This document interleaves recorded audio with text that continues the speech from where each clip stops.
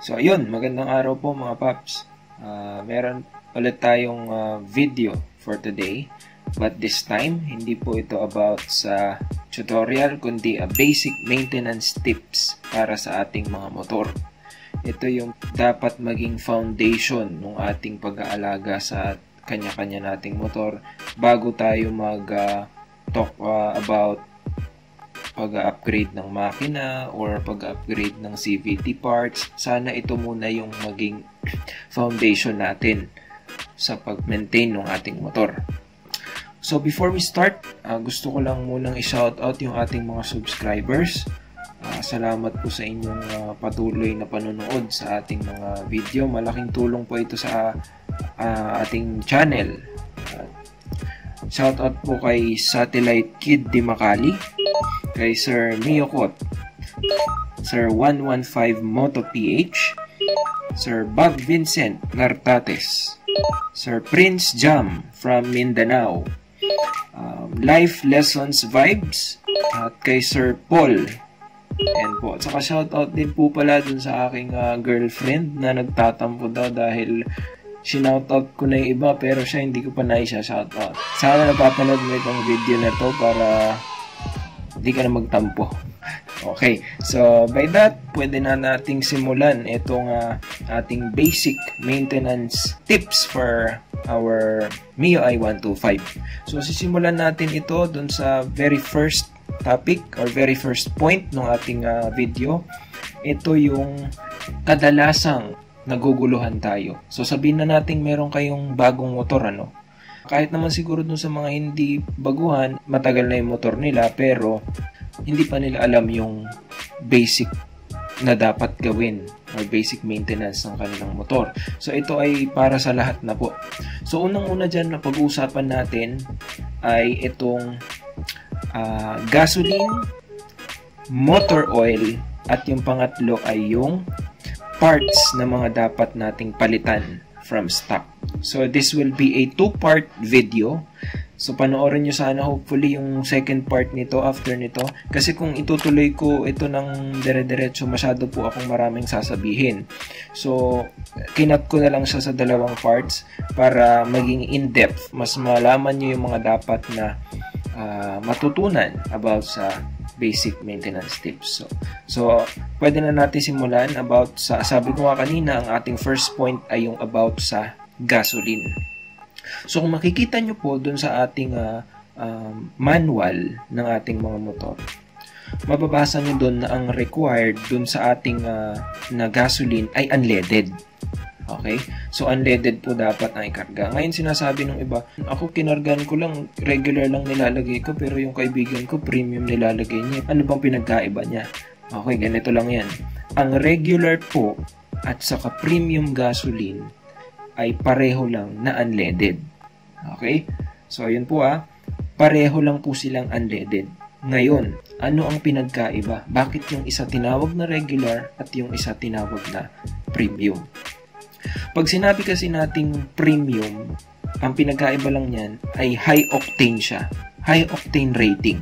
Ibig sabihin, pag high octane rating, mas mabilis makombust yung gasolina sa combustion chamber. Kapag regular naman, mas mababa yung kanyang octane rating, mas matagal makombust yung gasolina. So, ano ang benefits kapag mas mabilis makombust ang gasolina? Pag mas mabilis makombust ang gasolina, mas mabilis ang response ng makina mo. Okay? Kapag naman mas mabagal ang tendency niya, babagal nga eh. Ibig sabihin, tatagal ang combustion, mas makakatipid ka, mas tatagal yung gasolina mo. So, yun po ang pinagkaiba. So, anong dapat mo ikarga? Depende sa gusto mo. Gusto mo ba makatipid o gusto mo yung mas malakas na response ng motor mo? Okay? Ako kasi nag-try muna ako ng regular. Ngayon, nung ginamit ko, hindi ko nakuha yung response na gusto ko. So ngayon, kung tatanungin nyo ako, anong gamit ko? Premium po ang ginagamit ko. Doon ko nakukuha yung response ng makina na gusto ko. So that is in my experience. So pwede itong mag-vary sa iba't ibang tao, pero sineshare ko lang sa inyo yung aking personal experience. So ayun po. Yun ang ating first point. So alam na natin yung about sa gasoline. Ngayon, pag-usapan naman natin isa pa sa key element sa pag-maintain ng iyong motor. Ito yung motor oil. Okay? So, about sa motor oil, meron tayong tatlong pinag-uusapan dyan. Merong mineral, merong synthetic, at ngayon meron na din tayong tinatawag na fully synthetic. Ang pinagkakaiba lang naman yung tatlong yan ay yung itatagal niya ng kilometers na itatakbo mo bago ito dapat ng palitan. Pagdating sa mineral oil kasi, mas mabilis lang siyang dapat palitan. Kakaunti lang yung pwede mong maitakbo bago mo siya palitan compared dun sa synthetic at fully synthetic. Ngayon, yung synthetic, ito mas magpo-provide to ng better performance, better na smoothness doon sa paggalaw ng mga parts sa loob ng makina. Dahil synthetic na siya. Ngayon, meron na tayong tinatawag din na fully synthetic. Itong fully synthetic nito, ito ang pinaka-best. Makikita nyo naman yan doon sa label ng meron tayong mineral oil, merong synthetic, at meron ding fully synthetic. Ayan, dyan natin makikita yung pagkakaiba nila. Itong fully synthetic, in my opinion, in my experience, ay yung pinaka-best. Ito yung oil na inaabot ng ilang kilometers bago mo pwedeng palitan, malinaw pa rin siya. At saka talagang maipoprovide niya yung smoothness, yung pagkapino ng makina mo pag tumatakbo. Okay? So ngayon, ipoprovide ko sa inyo yung mga oil na na-try ko na at sinuggest din sa akin ng mga kakilala ko na maganda daw. Okay, so mga yung personal na nagamit ko na, ito unang-una dyan, yung first na nakuha ko yung motor ko, ang kinarga, Yamalube. At after nun, nagpalit ako ng Top 1. After nun, nagpalit ako ng Pertua motor oil. After nun, nagpalit ako ng Zik M9, yung kulay gold. At pagkatapos nun, yung Motul na oil. Meron pa akong additional dyan, yung mga sinuggest sa akin, yung Delo Gold at saka yung Shell. Ayan yung mga oil na pag-uusapan natin ngayon. Marami pang pwedeng oil na gamitin, pero ito kasi yung mga na-try ko na at gusto ko lang i-share sa inyo yung experience ko. So pagdating sa Yamalube, para sa akin hindi ko nakuha yung performance na gusto ko sa Yamalube. Kumbaga sa akin parang garalgal yung makina ko nung yun ang ginagamit ko. Kaya ako nag-switch ngayon sa Top 1. Nung kinarga ko siya, medyo may nakita akong kaunti lang na difference. Medyo gumanda nga yung performance, kaya lang hindi pa din para sa akin, hindi ko nakuha yung magandang performance compared dun sa na-try kong mga sumunod na. Ngayon nagpalit ako ng Pertua, sinubukan ko siya. Nilagyan ko po actually siya ng Pertua shot, yung hinahalo dun sa motor oil para mas malinis na yung mga inner parts ng aking makina. Trinay ko siya. Almost same lang siya nung Top 1 in my experience pero accidentally nung pumunta ako sa shop, may nag-refer sa akin na itry ko yung Zik M9. Nung kinarga ko yung Zik M9 dun sa aking motor, sobrang smooth ng takbo, nawala yung vibrate. At same goes, itong Motul na oil. Itong dalawang to talaga yung para sa akin dito ko na-satisfy. At ever since, ito na yung ginamit ko. Hindi na ako nagpalit. Kaya lang kasi itong Motul oil, medyo may kamahalan siya compared dito sa Zik M9. Itong kulay gold At meron pa. Ito naman yung mga sinuggest sa akin ng mga kakilala ko na accidentally lang din nila na-discover na maganda rin daw. Itong Delo Gold at saka itong Shell. Itong Shell, no doubt, wala akong question dyan kung maganda siya o hindi. Kasi sa ibang mga motor na pinag-test drive, nakita ko din naman yung smoothness niya. Pero itong Delo Gold, hindi ko pa siya na-experience na ikarga. Pero maraming magagandang feedback. Pero kasi wala na akong balak magpalit parang satisfied na po ako sa Zik M9 na na-try kong motor oil. So para sa akin, parang no need wala na sa isip ko na i-try pa tong mga kung ano-ano pa. Once na na-satisfy ka na. Okay, so lastly, para sa part 1 ng ating video na ito, ang pag-uusapan natin ay yung mga part replacement na dapat mong palitan once na bumili ka na ng motor mo. Ano ba yung mga dapat mong unang palitan para ba mag-invest ka para sa pangmatagalang performance ng motor mo? Okay, So, unang-una niyan, dapat palitan natin ng tubeless tires. So, bakit natin dapat ngayon palitan ng tubeless tires? Kung mapapansin niyo yung stock, meron pa rin po siyang interior. Yung interior na yun, pag nabutas, yun yung pinapa-vulcanize natin. Ngayon, itong tubeless tires, pwede nyo po siyang lagyan ng tire sealant. Ano yung ginagawa ng tire sealant? Ito po yung kapag nabutas yung natusukan ng pako, matik na yun. Pag bumuga ng hangin, babara ngayon yung tire sealant doon. Ibig sabihin, bawas sakit ng ulo. Kasi nga, nakabara yung tire sealant, hindi na sisingaw yung hangin. So, yun po ang benefits nito. O halimbawa, long ride ka, no? Tapos natusok yung motor mo ng pako. Ngayon malayo ka sa kabihasnan. Ang nangyari, nakastuck ka na interior. Masakit ng ulo yun. Kasi nga itutulak mo yung motor mo para maghanap ng vulcanizing sap. Compared dun sa tubeless tires. Which is, pag nilagyan mo ng tire sealant, babara yung tire sealant to sa butas, mababawasan yung sakit ng ulo mo. Okay, so marami po tayong type ng tubeless tires. Meron dyan yung Pirelli, meron din yung V-Rubber. So kung tatanungin nyo po ako ano ang aking gamit, ang gamit ko po ay V-Rubber tires. Marami pong negative feedback dito sa V-Rubber tires. Pero para sa akin kasi, isolated cases na lang yan . Tatandaan nyo po, pag magpapakarga kayo ng hangin sa inyong gulong, dapat tamang PSI ang ilalagay nyo. Saan nyo mahanap yung PSI? Andun, naka-indicate yun sa gilid ng gulong.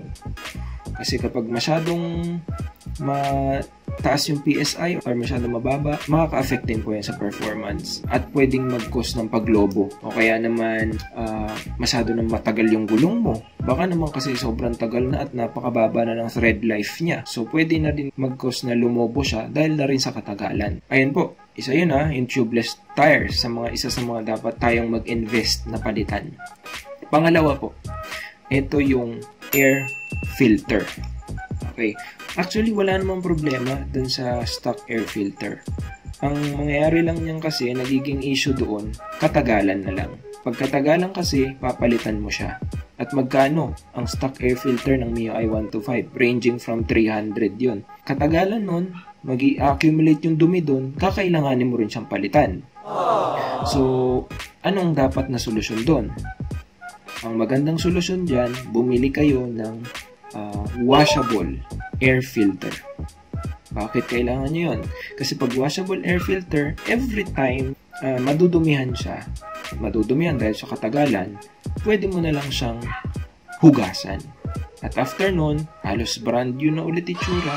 Pag ginabit mo, makakahinga na ulit ng maluwag yung iyong motor. Anong magagandang brand ng washable air filter? Meron po tayo dyang Koso. Ayan po yung aking ginagamit as of now. Koso na air filter na nagkakahalaga ng 800 to 900. Okay, so meron pa. Meron din yung MP, washable air filter. Pwede rin po yun. Maganda rin siya. Kaya lang pinagkaiba niya, yung yung MP washable air filter, fiber pa yung niya compared dun sa Koso na ang gamit niya ay foam type na. Yun na yung pag-filter ng hangin. Kumbaga na mas nakakahinga yung motor mo. Okay, so yun po. Tubeless tires, air filter. Ito pa. Isa pa dun sa mga dapat mong palitan doon sa, kung mapapansin nyo po, yung stock headlight ng ating motor ay napakahina. Lalo na kung may ina ang vision mo paggabi. Naku, masakit sa ulo nun. Hindi mo makikita na masyado yung daan, yung headlight. So, ano po ang dapat na pwedeng ipalit dyan sa headlight na yan? Marami po tayong pwedeng ipalit. Pwede kayo magpalit ng LED. Okay? Sa pagdating po sa LED, meron tayong brand dyan na Osram LED bulb. Meron din tayong Makoto na LED bulb. Yung Makoto po ay dalawa yung ilaw niya. Merong kulay yellow, merong kulay puti. High and low ata yun yung pagkakaalala ko. So, ayun po, kapag dating sa LED, kung tatanungin nyo naman ako, ano ang gamit ko? Ang gamit ko po ay HID bulb. Bakit yun ang pinili ko? Ganito po kasi yan. Explain ko sa inyo ang pagkakaiba ng LED or LED sa HID or High Intensity Discharge Bulb. Yun po ibig sabihin ng HID. So, ang pinagkaiba niya, pagdating po kasi sa LED, reliant yan dun sa reflector ng headlight.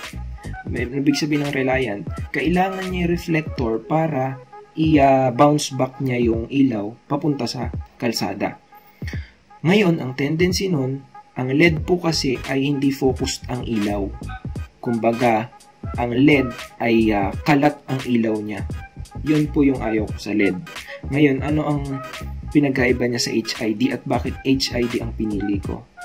HID po ang pinili ko kasi anong kinaganda nun? Focused yung ilaw. Direkta yung ilaw, lahat ng ilaw na meron yung HID bulb na ifo-focus kung saang area mo lang gustong nakatutok yung ilaw. Compared sa LED, kalat yung ilaw niya. Ganun po yung LED. Yung HID, kung saan mo lang gustong tumama, dun lang siya tatama. At lahat ng ilaw na yun, iniipon niya na doon lang sa area na yun tumama. At yun ang kinaganda nun. Ibig sabihin, pag syempre, ang ilaw mo focus lang sa isang area, doon maliwanag na maliwanag yung area na yun. Compared dun sa LED na kalat yung ilaw niya. So, maraming ilaw na kumakalat kung saan-saan na hindi na ifo-focus sa isang direction ng tendency nun, sayang, di ba? Yung HID po kasi, dahil nga focused ang ilaw niya, hindi siya nakakasilaw sa kasalubong. Compared, syempre yung LED, kalat yung ilaw eh. May mga ilaw na tumatama kung saan eh. So, ang tendency nun, pwede siyang maging makasilaw sa kasalubong mo. Okay? So, yun po ang pinagkaiba nila.